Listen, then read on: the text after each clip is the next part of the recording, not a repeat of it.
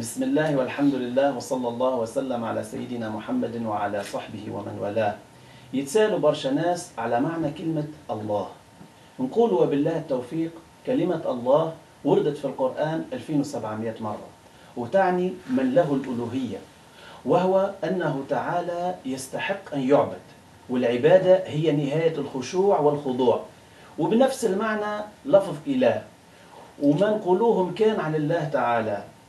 أما الرحمن هو من الأسماء الخاصة بالله، معناها ما نسميوش غيره بها، ومعناها إنه الله شملت رحمة المؤمن والكافر في الدنيا، وهو اللي يرحم المؤمنين برك في الآخرة. قال تعالى: ورحمتي وسعت كل شيء، أي في الدنيا، فسأكتبها للذين يتقون، أي في الآخرة للمؤمنين فقط. والمؤمن في حق الله هو اللي يصدق وعده ويوفي باللي ضمنه لهم. وهنا ملاحظة مهمة، هي أنه ما يتقالش مماثلة بين صفة الله وصفة العبد، ولكن نقول اتفاق في اللفظ، لأن المؤمن في حق المخلوق هو المسلم. أما اسم اللطيف فهو المحسن إلى عباده في خفاء وستر من حيث لا يحتسبون.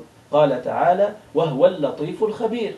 ومش كما يتصور بعض الناس، فالله تعالى خلق الأجسام اللطيفة كما الضوء والظلام، والأجسام الكثيفة كما الشجرة والحجرة، وربي ما يشبهش لمخلوقاته، ومهما تصورت ببالك فالله لا يشبه ذلك. أما العلي في حق الله هو اللي يعلو على خلقه بقهره وقدرته، ويستحيل في حقه ارتفاع المكان، لأنه منزه عن المكان والجهة. يقول ابن منظور في لسان العرب: العلاء هي الرفعة.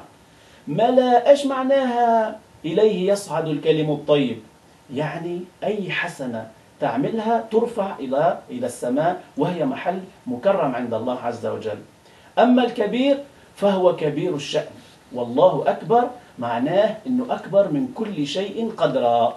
وقال علماء أهل السنة: الحكمة من قول الله أكبر في الصلاة هو أن الإنسان يستحضر أنه يعبد الله، فلا يشتغل بما هو دونه قدرا. وأما الصمد فهو الذي يصمد إليه في الأمور كلها، ويقصد في الحوائج والنوازل. هذا ولله الحمد.